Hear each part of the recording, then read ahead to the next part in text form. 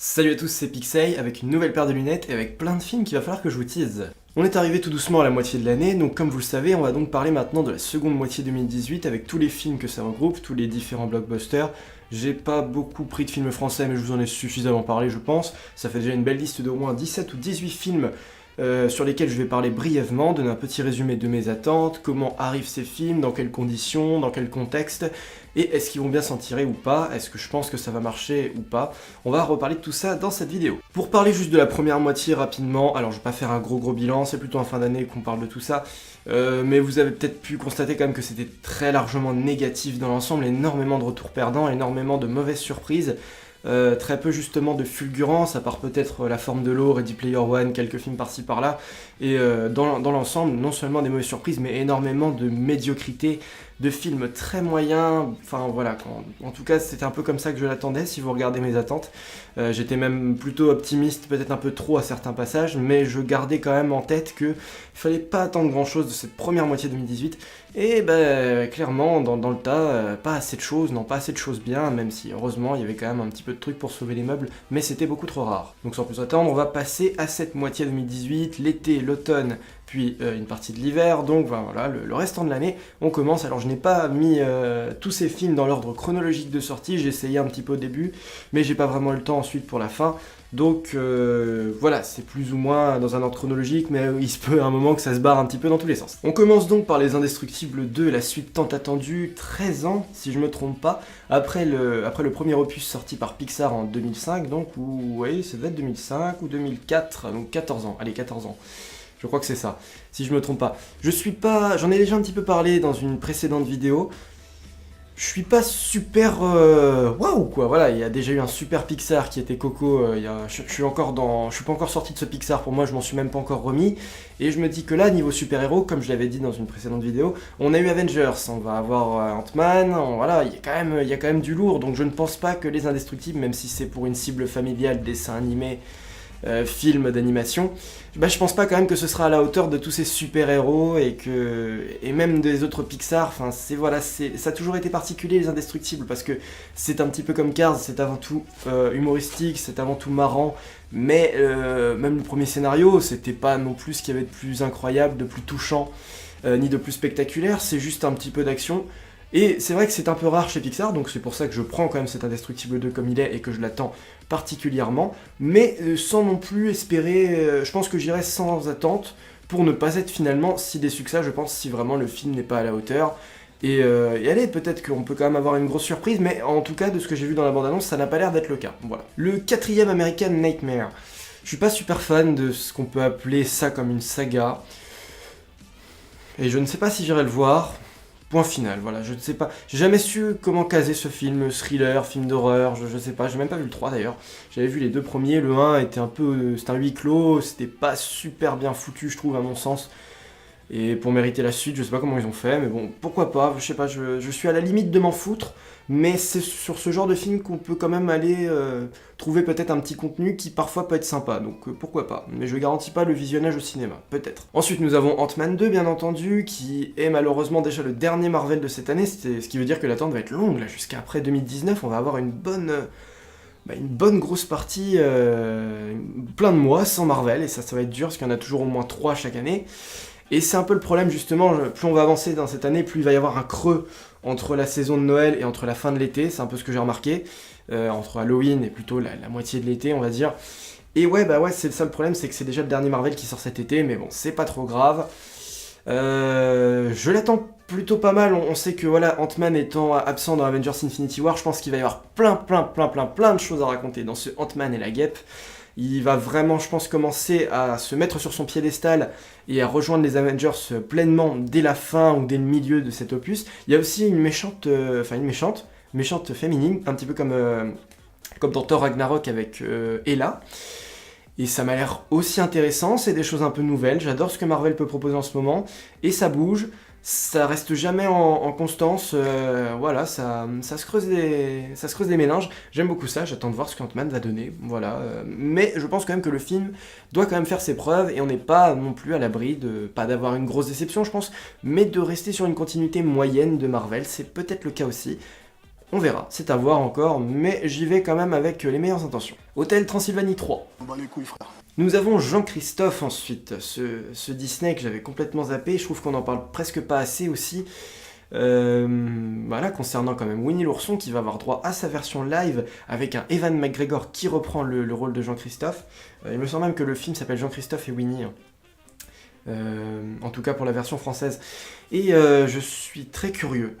Ewan McGregor est un acteur somptueux, c'est un porte-bonheur, c'est le mec qu'il faut avoir dans son casting quand tu fais un film. En tout cas, t'es sûr d'avoir quelque chose de particulièrement puissant quand t'as Ewan McGregor. Donc, ouais, j'attends de voir ce que va donner le film. Il y a ce petit côté enfantin, ce petit côté peluche, mais je pense qu'il peut aussi avoir cette portée dramatique, cette Angleterre, parce que je crois que ça a l'air de ressembler à l'Angleterre, il me semble pas que ça se passe aux États-Unis.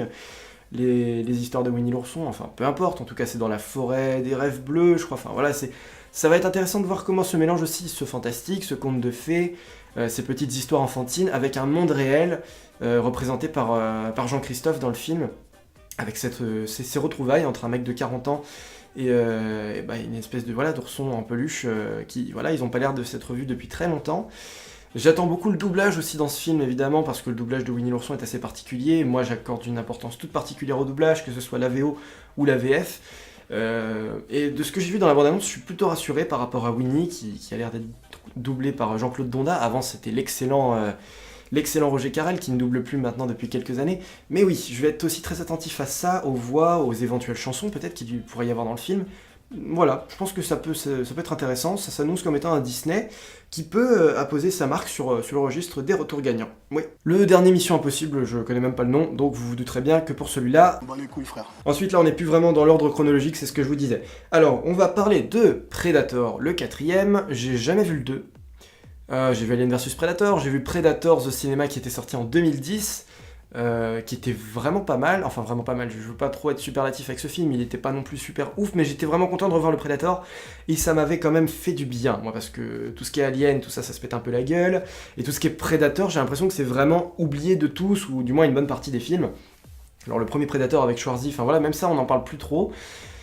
Et ouais, franchement, je sais pas si on peut s'attendre à un reboot, je sais pas si on peut s'attendre à un remake, ça n'en a pas l'air, j'ai pas vu les bandes annonces encore, je vous le dis. Mais c'est une de mes créatures extraterrestres et un de mes monstres préférés au cinéma parce qu'il a vraiment quelque chose de très cinéma, de très construit, de très acheminé. On voit que c'est quand même un monstre qui a été longuement élaboré, qui a été longuement bâti par ses créateurs. Vraiment un monstre des années 80, ça se voyait, un peu comme Thriller, Michael Jackson, qui avait un super maquillage de loup-garou. Ça fait, on sent vraiment cette patte où on se donnait vraiment les moyens de créer un super truc qui est vraiment, qui foute la trouille, qui soit légendaire, et c'est le cas avec le Predator. Donc j'attends, j'ai pas vraiment vu d'autre chose pour ce Predator, mais j'attends aussi le casting, j'attends tout, quoi.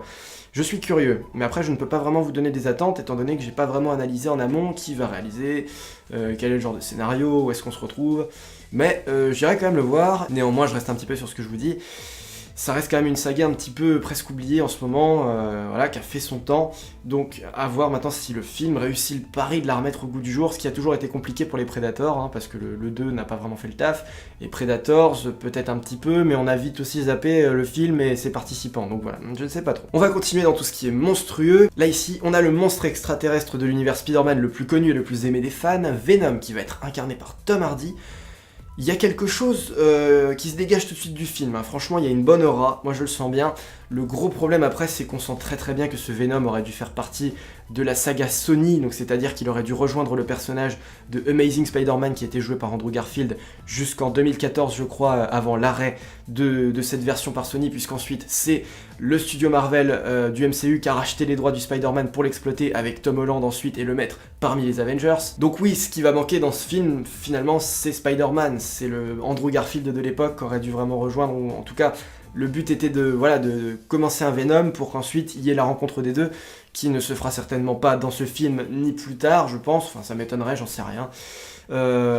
Mais on a le Venom des comics avec celui-là, parce que Venom n'a pas toujours été super facile non plus à aborder, puisque voilà, que ce soit dans Spider-Man 3 ou ailleurs, enfin principalement dans Spider-Man 3 au cinéma, on avait fait un Venom beaucoup trop court sur pattes, qui était beaucoup trop résumé, qui tenait sur 10 minutes, un quart d'heure de film, avec un Eddie Brock plutôt développé, mais pas non plus au sommet de ce qu'on pouvait avoir. Donc déjà en faire un film, c'est quelque chose que moi j'attendais. C'est pareil, on parle aussi d'un film pour le Joker. Donc oui, il est temps de faire des films de méchants parce que c'est ça qui est vraiment trop dommage dans les films de super-héros, c'est ce qu'on a tendance à dire, c'est que finalement les méchants durent un film alors que nous, nos super-héros sont retrouvés ensuite plus tard dans des groupes de super-héros, dans des films crossover, etc., etc. Il est vraiment temps, je pense, effectivement, que les super-vilains et leurs films soient correctement développés, avec la tragédie qui va avec la méchanceté. Ça peut aussi donner beaucoup plus d'émotion et beaucoup plus d'empathie que pour des super-héros justement qui brillent dans la lueur de l'espoir et du combat. Là, si on a un Eddie Brock qui se fait ramasser la gueule avant de devenir Venom, c'est clair aussi que le personnage peut être plus facilement compris. Donc oui, moi ça fera partie certainement de mes plus grosses attentes. Après, à voir aussi ce qu'ils en font, j'espère qu'il sera pas trop gentil, c'est aussi la crainte que j'ai. Et c'est la crainte qu'on peut retrouver un peu partout aussi sur les forums, sur le net, par rapport à tous ceux qui attendent ce film. Et espérons quand même qu'on ait un Venom qui soit aussi cohérent, qui soit bien construit, qui soit pas un peu trop surfait, qui soit pas un peu trop Deus Ex Machina, qui soit pas un peu trop linéaire par rapport à comment il va le devenir aussi avec une entreprise qui manie une nouvelle texture et qui font des expériences sur les êtres humains. Faut pas que ce soit trop lisse, faut que ce soit quand même un petit peu surprenant, un petit peu de peps, un petit peu de piment. Mais je pense que tous les ingrédients sont quand même là pour faire quelque chose qui peut aussi nous surprendre et qui peut vraiment nous satisfaire. Ensuite, nous aurons bien sûr la suite tant attendue des Animaux Fantastiques, qui est sans contexte le film que j'attends le plus cette année, et ce depuis le départ, depuis le début, les crimes de Grindelwald, donc avec le retour de tout ce que j'ai apprécié dans les Animaux Fantastiques, qui a largement été apprécié dans l'ensemble, mais qui n'a peut-être pas non plus quand même eu le même élan que les films Harry Potter qui étaient largement plus appréciés et largement plus médiatisés. Néanmoins, voilà, ça va être un grand plaisir de retrouver Dumbledore interprété par Jude Law, de retrouver déjà Norbert Dragono, je ne connais plus le nom de l'acteur, mais voilà, je pense que c'est peut-être aussi l'occasion pour lui de confirmer son personnage et de peut-être plus se l'approprier que ce qu'il avait fait dans le premier. C'était la petite critique et la petite remarque que j'avais fait. Je trouve qu'il n'allait peut-être pas assez au bout de son personnage, qu'il prenait pas assez de risques, qu'il se laissait trop porter par ce qu'on lui demandait de faire, mais qui mettait pas en talent et en pratique le personnage par rapport à ce qu'il sait faire, à ce qu'il sait jouer. On parle quand même d'un acteur qui est oscarisé quand même, ce mec. Hein. Et rien que ça, je pense qu'on comprend facilement aussi que déjà le premier opus était quand même pas mal dark, quand même aussi dark que les derniers Harry Potter, puisque c'était le même réalisateur, c'est toujours David Yates, et il me semble même que c'est encore lui qui va réaliser celui-là, si tout va bien, on lui confie les rênes, enfin, lui c'est un mec qui depuis le 5e Harry Potter de toute façon est là, il continue, il fait les films, je pense que les Warner Bros lui font confiance aussi, et je pense que voilà, celui-là peut être encore plus noir, encore plus sombre, peut-être encore plus de, je sais pas, enfin des morts, enfin je veux dire Grindelwald c'est quand même un mage noir, donc... Il était teasé dans le 1, parfait, moi j'ai trouvé que c'était super bien foutu, d'attendre la 1, d'attendre la fin, avoir la grosse surprise qui se révèle, et là maintenant, rien que par le titre du film, j'espère qu'effectivement Grindelwald va se déchaîner, que ça va être un épisode sombre. Aquaman, bon, voilà, c'est clair que pour l'instant tout était plutôt très positif dans l'ensemble. Aquaman, je m'en bats pas les couilles, pas du tout, bien au contraire, mais je ne sais plus quoi en penser de cet univers DC Comics qui n'a toujours pas fini sa recherche d'identité, qui est toujours là à chercher partout, qu'est-ce que je suis, qu'est-ce que je fais, où je vais, je ne sais pas. Aquaman pour moi n'a pas suffisamment été introduit dans Justice League pour en faire un film maintenant, c'est très bien, mais j'espère justement que le film va pas se dire « Ah bah voilà, maintenant le personnage a eu son origin story dans Justice League, tu sais d'où il vient, tu sais ce qu'il fait, maintenant on te le met en action. » Au contraire, allez, espérons, prions ensemble que ça ressemble plutôt à quelque chose qui aurait un schéma proche de Wonder Woman, et qui soit particulier, mais là je pense qu'on va pas pouvoir retrouver le même résultat que sur Wonder Woman, parce que Wonder Woman était un film précurseur, était un film qui se mettait relativement beaucoup en avant parce que c'était une réalisatrice et c'était un film de super-héroïne. Donc oui, Aquaman, qu'est-ce que ça peut représenter? Déjà on n'a pas de teaser, je crois qu'on n'a toujours pas de bande-annonce à l'heure qu'il est. On a un acteur qui pour moi n'a pas non plus fait ses preuves dans Justice League, il est plutôt sympa, je pense qu'il fait le taf, mais il est quand même assez caricatural l'air de rien, on dirait un mélange entre Thor et Poséidon. Alors oui, non, je ne sais pas comment ils vont réussir à trouver quelque chose de suffisamment artistique sur le personnage pour qu'il soit vraiment badass, charismatique, parce qu'il n'était pas assez dans Justice League, je le rappelle encore une fois. Hein. J'attends de pied ferme cet Aquaman. Et j'ai toujours des grosses attentes sur DC Comics, ça ne change pas, parce que c'est un univers qui a tellement de potentiel, qui est tellement pas assez exploité. Je pourrais être clairement déçu, je pourrais dire que c'est de la merde le jour où ils auront vraiment tout exploité et qu'ils se seront chiés dessus. Voilà, mais là le pire c'est que comme ils exploitent pas, non seulement ils ratent quelque chose, mais aussi on peut se dire qu'on n'en a pas suffisamment pour notre argent, donc je continue d'espérer que finalement la machine va se réveiller un jour, ça a parfois été le cas hein, sur DC Comics, je continue de le dire, je continue d'avoir espoir, mais il faut aussi ouvrir un peu les yeux, être objectif et se dire que voilà, les problèmes sont là, à vous de les surmonter bordel, allez, passez un cran au-dessus un jour, et relevez les défis, relevez-les bordel. Oulala, retour de Mary Poppins, j'en ai déjà suffisamment parlé, vous savez très bien ce que j'en pense, à mon avis, surtout si vous êtes fan de Disney et que vous suivez ma chaîne. C'est un film qui me fait extrêmement peur, et avec l'analyse que j'ai pu en faire, enfin j'ai essayé de peser le pour, le contre, j'ai vraiment regardé, j'ai étudié en amont ce que pourrait proposer le film, j'en suis arrivé à 2 conclusions. On parle quand même de Mary Poppins, donc j'ai peut-être été trop vite mauvaise langue, mais je maintiens tout ce que j'ai dit. La suite n'est pas nécessaire, c'est trop compliqué de faire ça 50 ans après, avec une continuité qui pourrait se mettre en place, non, voilà, je maintiens tout ce que j'ai dit, et regardez dans certaines précédentes vidéos, j'ai déjà suffisamment parlé du film, mais à mon avis, le résultat qu'on peut en avoir, c'est où ça va être super génial, où je me trompe totalement, où le film va venir me mettre une claque, voilà, t'avais tort, Epic Say, j'ai réussi à te faire un super truc bien meilleur, et tu as eu honte, tu devrais avoir honte de ne pas avoir cru en moi. Quelque chose me dit qu'on peut s'attendre à ça. Et sinon, bah voilà, l'autre résultat qui pourrait arriver, c'est le résultat que je suis en train de vous dire, que je vous annonce depuis maintenant quelques temps, ça va être une énorme catastrophe. On est sur où à mon avis, le film peut même potentiellement beaucoup diviser, comme c'est le cas en ce moment avec Jurassic World ou avec Star Wars 8, parce qu'on s'attaque à quelque chose de légendaire, donc il y a ceux qui vont être d'accord avec la déconstruction, je pense, du film et de la légende autour, et il y a ceux qui vont pas accepter, à mon avis. Donc voilà, ça va être encore très très très binaire, je pense, pour Mary Poppins. C'est comme ça que je vois les choses, c'est peut-être pas comme ça que ça va être, peut-être que ça va être tout simplement satisfaisant, ou tout simplement décevant pour tout le monde, j'en sais rien. Mais à mon avis, ça va être le super ou le catastrophique. Ah ouais, non mais attends, il y a encore ça aussi. Mais ça, c'est le film le plus casse-gueule cette année, j'ai pas compris le délire. Un livre de la jungle réalisé par Andy Serkis, parfait. Mais alors, j'ai vu la bande-annonce, bon Dieu putain, Andy Serkis. C'est le maestro, c'est le grand des personnages faits en synthèse, en CGI, parce que c'est quand même Gollum, c'est César dans La Planète des Singes, ça a été King Kong en 2005, c'est le grand suprême leader Snoke dans Star Wars 7 et 8, bon, on retiendra plus la performance que le personnage à mon avis, mais quand même, voilà. Et ce mec nous propose quand même des animaux dégueulasses 2 ans après la version Disney qui, elle, était franchement reproduite avec énormément de fidélité, énormément de texture animale pour que ce soit le plus beau possible à l'écran, que ce soit agréable à suivre et que ce soit pratiquement réaliste, même si c'était du toc. Là ici j'ai l'impression qu'on va quand même plutôt assumer le fait que ce soit toc et que ce soit plutôt cheap à l'écran, et ce alors qu'on n'est pas encore sorti de la version Disney que j'ai en Blu-ray, qui m'a fasciné, qui m'a vraiment retourné le cerveau en termes de décor, parce que même si tout était filmé en studio, j'avais pas cette impression au moment de regarder le film. Donc bref, on a quand même affaire à presque un chef-d'œuvre, ce que je vous ai dit, en termes de remake côté Disney. C'est le seul qui m'a vraiment fait autant d'effets à ce jour, même s'il y en a d'autres qui étaient bons. Donc du coup, bah oui, c'est stupide quoi. Là c'est stupide, on va refaire un même film. Peut-être que c'est peut-être un peu plus dark, d'après ce qu'on dit. Mais les personnages sont trop similaires, se ressemblent beaucoup trop, rien qu'en apparence. L'histoire on la connaît, faut pas oublier non plus que le livre de la jungle, c'est un conte, c'est un bouquin qui a déjà été adapté de nombreuses fois au cinéma, dans les années 80, 90, il y a énormément d'adaptations là-dessus, ce qui n'est pas non plus pour aider ce film-là. Voilà, les générations précédentes, notre génération, les gamins d'aujourd'hui, je pense qu'ils connaissent vraiment, vraiment le livre de la jungle.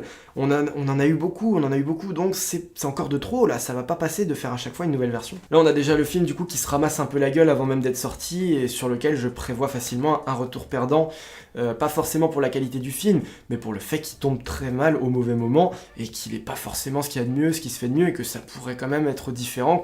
C'est le genre de projet qu'il fallait abandonner, il fallait pas aller jusqu'au bout, je crois que c'est Warner Bros qui le produit celui-là, il fallait abandonner à partir du moment où celui de Disney est sorti. On a le biopic sur Freddie Mercury, je serais presque à vous en dire que je m'en bats les couilles, mais j'attends de voir un peu la suite, je connais pas assez le mec pour... Alors après c'est l'occasion avec un biopic justement de connaître cet artiste, et j'adore les biopics, mais... voilà, c'est le chanteur de Queen, bon j'aime beaucoup le groupe, remarque. Hein. Ouais c'est ça, hein. Ouais, oh j'ai eu un gros doute, oui non c'est bien le chanteur de Queen. Mais donc voilà, je ne sais pas.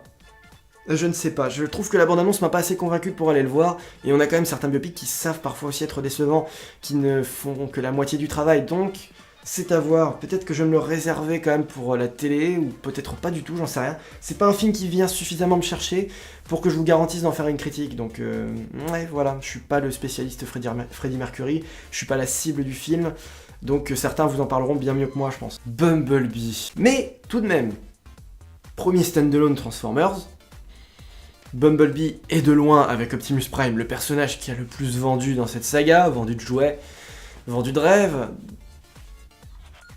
Je suis pas allé voir un Transformers depuis le 3, donc ça fait quoi? Ça fait bientôt quasiment quoi 7-8 ans? Un délire comme ça, ouais, le 3, au moins 5 ans, sûr, 5-6 ans.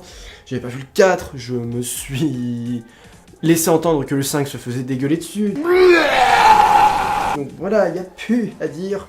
Transformers est maintenant une saga zombie, quoi. C'est une saga zombie où il n'y a plus rien de vivant et le public entretient un cadavre. Après, Bumblebee, je l'aime bien, je sais, voilà, c'est un standalone, je me dis que voilà, on commence peut-être à développer l'univers différemment, avec un support qui n'est pas toujours, voilà, qui n'a pas été encore fait sur cette saga, donc je ne sais vraiment pas. Il se peut que je me laisse aller, à me dire, allez, au risque d'aller voir le gros navet, pourquoi pas, au moins j'aurais réessayé avec cette saga, parce que c'est vrai que ça fait longtemps que j'ai pas vu les Transformers, et ça me manque pas, mais j'aimerais quand même me dire que ça pourrait redémarrer, ça pourrait refonctionner correctement. Ça me ferait plaisir, parce que c'est quand même une saga que j'ai vu mourir, et c'est ça qui me fait mal. J'ai écrit First Man, je crois pas que ce soit le titre complet du film, mais bon, de toute façon, vous l'aurez sur l'affiche. Ouais, donc en gros, c'est un film sur le premier pas sur la Lune, je me rappelle plus du tout du nom Armstrong, mais je me rappelle plus de son nom. Neil Armstrong, je sais plus. Il y a trop d'Armstrong dans l'histoire de dans l'histoire de l'homme, donc ouais. Enfin bref, du coup, ce film, pourquoi pas, mais j'ai pas encore assez d'informations pour, pareil, pour vous confirmer, pour que vous confirmez le visionnage du film au cinéma. Ocean's 8, pas sûr. Celui-là, pas sûr du tout. Vraiment pas.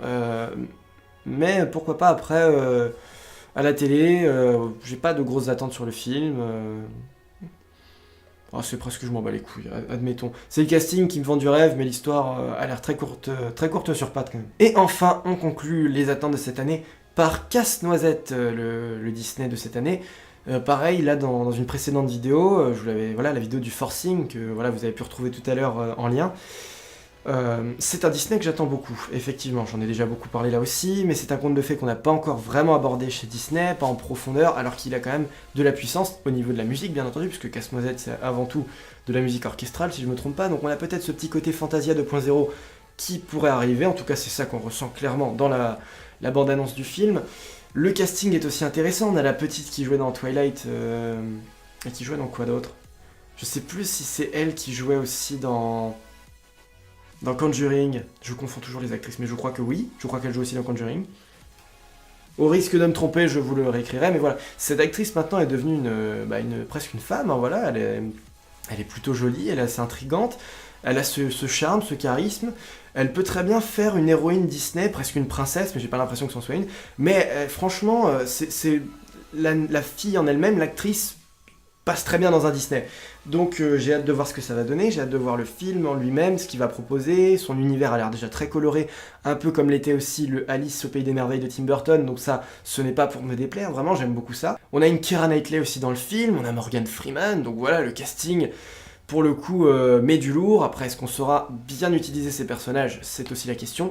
Mais pour moi, c'est un beau gâteau d'anniversaire, ce truc-là, avec les bougies, avec la fraise, la chantilly. C'est terminé donc pour les attentes de 2018. Rendez-vous maintenant en fin 2018 pour les attentes de la première moitié de 2019. On constatera là encore que beaucoup de médiocres et beaucoup de très bonnes attentes viennent s'affronter. Espérons maintenant que le retour, que le résultat, ce qui va en découler, sera plus largement positif. Et voilà, parce qu'il y a quand même encore beaucoup de gros risques dans cette liste.